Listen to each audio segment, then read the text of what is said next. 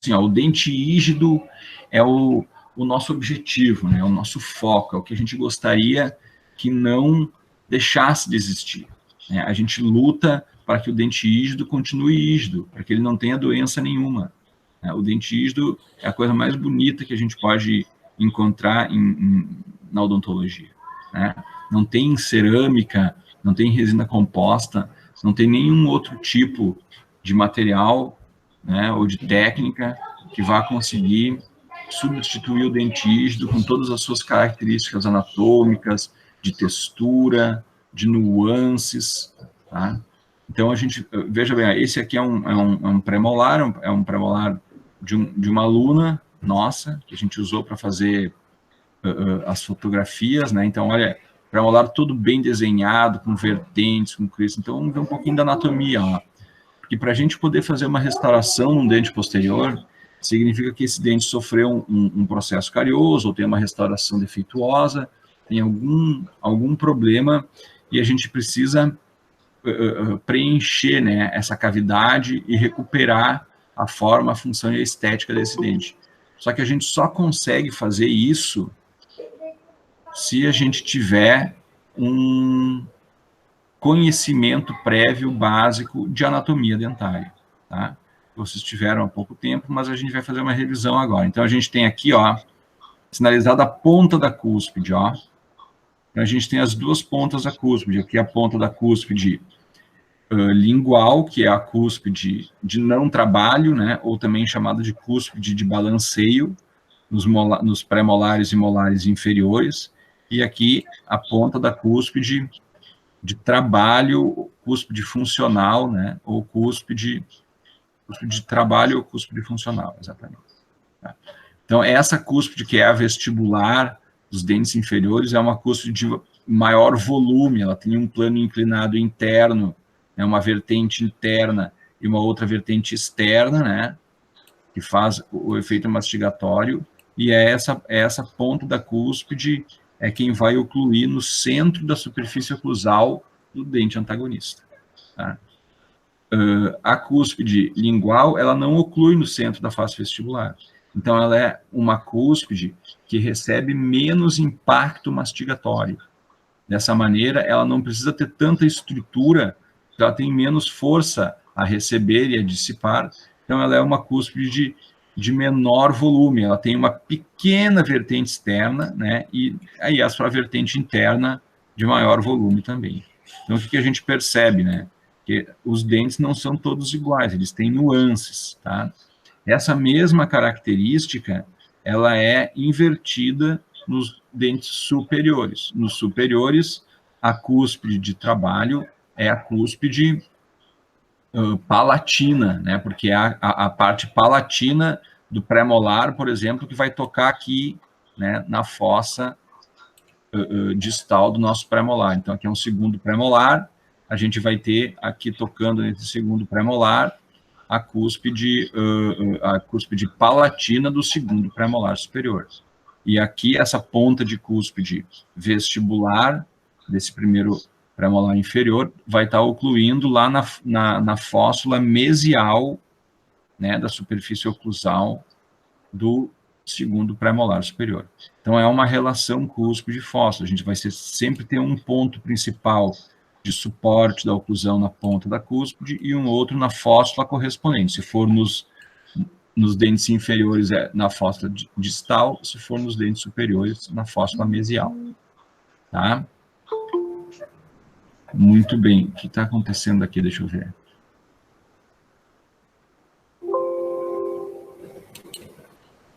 Tem alguém me chamando aqui, ó, tem gente querendo entrar aqui, ó. Perfeito. Tá. Então, a gente vai ter ali, ó, as cúspides, né? A ponta da cúspide, ó. Então, a gente está transferindo esse desenho, ó, para o lado aqui, ó. Que é para a gente poder tentar pensar num desenho anatômico que a gente possa reproduzir depois. Então, a gente tem aqui também, ó, as vertentes internas, né? Essas vertentes triturantes internas, né, elas são as vertentes que vão executar o potencial mastigatório, a função mastigatória básica. e essas vertentes internas, elas têm uma aresta, né, principal, que é essa que passa bem na parte mais pronunciada, ó. Vocês podem ver ali na palatina, ó, na cúspide palatina, a parte mais pronunciada dessa vertente interna, essa aresta, ela chega a brilhar diferente, porque a luz bate ali por primeiro, ó, parte mais pronunciada, e ali na vestibular também, a gente tem uma parte mais volumosa, né, que seria essa borda da vertente, e daí, a partir dessa borda, a vertente desce, né, através das suas arestas transversas, ó, em direção aos sulcos, né, que formam, então, a composição da nossa anatomia dental. Tá? E ali a mesma coisa, ó, da parte mais pronunciada, a vertente desce em direção ao sulco. Então, a gente tem uma dupla inclinação. Uma inclinação que vai da ponta da cúspide em direção ao sulco principal, e uma outra inclinação que vai da aresta da vertente triturante interna em direção aos outros sulcos, ó, fazendo uma queda, né, uma redução do volume. Tá? Isso aqui é um desenho que a gente tem que ter em mente, ó, é uma orientação dos planos inclinados cuspídeos que a gente tem que ter em mente na hora que a gente for acrescentar o material restaurador, para que a gente possa ir reconstruindo essa anatomia concomitante à inserção do material restaurador, né? A gente tem aqui também um traço que delimita a mesa oclusal, ou seja, é nessa região aqui que vai ocorrer a função mastigatória, né? A trituração do alimento. O alimento vai ser jogado em cima da mesa oclusal, aí vai vir o dente antagonista, que vai fazer a trituração desse alimento. E esse alimento ele vai poder ir ou para mesial ou para distal, né? Para mesial ou para distal. Aí a gente vai ter um ponto de contato aqui que não deixa o alimento entrar entre um dente e outro e faz com que ele tenha que escorregar, ou para lingual ou para a vestibular. Se ele for para lingual, a própria língua vai empurrar o alimento de volta para cima da mesa oclusal. Se ele for para vestibular, vai ser a bochecha que vai fazer esse movimento, e sempre devolvendo o alimento que está escapando da mesa oclusal, né, a língua e a bochecha devolvem ele ali para dentro para que novo ciclo mastigatório tenha efeito e consiga triturar esse alimento até que ele tenha sido triturado o suficiente para ser deglutido. As vertentes triturantes, os planos inclinados, os sulcos, as fóssulas, são justamente esse maquinário anatômico que o nosso dente dispõe para ir fazendo essa trituração da forma mais eficiente possível, e também os sulcos servem como áreas de escape. Então, quando uma cúspide bate lá numa fóssula, o alimento escapa pelos sulcos até tentar sair para fora da mesa oclusal, quando ele é novamente colocado ali em cima. Então, isso permite a trituração do alimento. Quando a gente não tem esses sulcos, esses planos inclinados, essas fóssulas, quando a gente tem um platô reto, né, ou seja, uma deficiência da anatomia, da restauração que a gente fez, o alimento deixa de ser adequadamente triturado e passa a ser amassado. Então, ele prejudica a metabolização do bolo alimentar. Por isso que é importante a gente reconstruir no nosso dente uma anatomia adequada. Tá? Então, além dos planos inclinados, nós temos ali os sulcos, ó, e aí nós temos sulcos principais, sulcos secundários. Os sulcos principais são os sulcos que separam as cúspides principais e a crista marginal, e depois os sulcos secundários são os que dão o detalhamento da anatomia oclusal. Então, a gente poderia ter, olha aqui, ó, esse desenho em azul é o desenho básico da anatomia, né, desse segundo premolar inferior. Então, a gente tem que ter uma noção, principalmente básica, né, dessa anatomia, para antes a gente poder fazer a nossa restauração. Não só desse dente em questão, mas de todos os dentes que a gente for recuperar. E a gente tem que saber que esse dente rígido, todo anatômico, todo cheio de planos inclinados, com sulcos, vertentes, arestas, fóssulas, ele é um dente que ele é composto, né, por um volume de esmalte, que ele é maior na região onde a gente tem impacto mastigatório, ele é menor na região onde a gente não tem impacto mastigatório. Então, quando a gente pega a superfície oclusal, né, ponta de cúspide, são regiões que a gente tem um volume de esmalte maior, porque é uma região que recebe um maior impacto mastigatório e ele precisa desse impacto. Quando a gente chega em dentina, quando a gente se aproxima do terço cervical do dente, olha ali no terço cervical, ó, dá para ver que o volume é bem pequenininho, porque ali a gente não precisa de esforço mastigatório. Ali o esmalte está exercendo apenas um papel de proteção da dentina, para que essa dentina não fique exposta ao meio bucal. Porque a dentina, a gente sabe, ela é menos mineralizada, ela é toda tubular e se conecta diretamente com o tecido pulpar, então ela tem sensibilidade, né? O paciente pode ter alguma sensação dolorosa, uma hipersensibilidade dentinária. E esse é o nosso dente lindo, nosso dente rígido, que ele é formado por um tecido hipermineralizado, capaz de suportar o esforço mastigatório e suportado por uma dentina que é formada por mineral também, mas tem muita matéria orgânica na sua composição, e em função da sua histologia, ela é toda tubular, e essa característica tubular faz com que ela seja muito irrigada. A dentina, ela é um tecido hidratado, ela é cheio de água, né? Existe fluido tubular preenchendo completamente o túbulo dentinário, e essa hidratação e essa composição de matéria orgânica presente na dentina faz com que ela tenha uma propriedade muito importante para a função dentária, que é absorver uma parte do impacto mastigatório, porque a força incide aqui sobre o esmalte,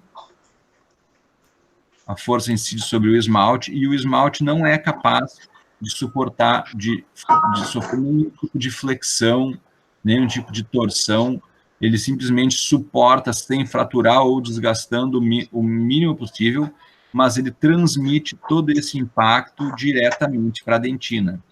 E a dentina tem justamente essa característica tubular, ela é hidratada e com tecido orgânico, e ela tem, então, uma certa resiliência, ou seja, ela é capaz de sofrer um pouco de flexão, né, de torção, e absorver uma parte desse impacto mastigatório.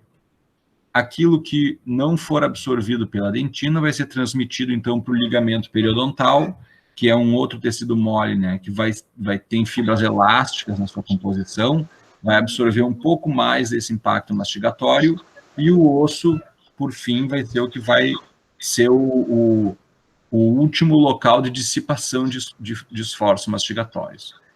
Então, isso aí é a função do odonto, né, que é o ligamento periodontal, o osso alveolar, o cemento, dentina e esmalte, na tentativa de absorver o melhor possível os impactos mastigatórios. Quando uma força mastigatória ultrapassa os limites de suporte do dente, a gente tem algumas trincas. Aqui a gente pode ver uma trinca, ó, né? Então, a gente tem algumas trincas, são regiões, né, do esmalte, onde a força que incidia sobre aquela região ultrapassou a capacidade do esmalte de transmitir a força, a dentina não conseguiu absorver e o esmalte, então, acabou trincando, que pode, porventura, no futuro, fraturar. Então, notem quantos desafios as nossas restaurações têm que suportar para ter o mesmo desempenho de um dente rígido, né? E eles não conseguem fazer isso aí. A melhor restauração é aquela restauração que a gente não faz, né? O dente fica rígido, permanece rígido, e a gente quer preservar eles rígidos o maior tempo possível, justamente em função de todas as características histológicas, morfológicas e funcionais que o dente rígido tem. Tudo bem, gente? Tá? Então, olha ali, ó, a gente tem uma polpa, né, que é um tecido mole, né, ricamente vascularizado, inervado. Ao redor dessa polpa a gente tem a dentina, que é esse tecido que ainda tem hidratação, ainda tem matéria orgânica, e sobrepondo isso a gente tem o esmalte, né, que está dando essa resistência ao dente. Então, esse nosso dente rígido, ó, notem assim que dente bonito, bem contornado, né, ali, ó, os sulcos atingindo a fóssula, ó, ali um outro sulco, um outro sulco ali tem mais um, ó. Então, aqui tem separando as duas cúspides, ó. Depois aqui tem novo sulco. Então, notem como esse desenho, ó, a gente vai treinando esse desenho para que a gente possa reproduzir ele quando for possível. Vocês percebam que, ó, entre um sulco e outro, nós sempre temos uma vertente. Essa aqui é uma pequena vertente que compõe a crista marginal, e ela sempre tem uma aresta, que é esse ponto mais brilhoso, que é a parte mais pronunciada, ó. Olha ali, ó. Sempre tem uma parte mais pronunciada da vertente, que é a, né, parte mais espessa, tá? E depois ela vai, a partir dessa parte mais pronunciada, reduzindo o volume em direção ao sulco, ó, né? Então, a gente tem sempre esse aspecto morfológico.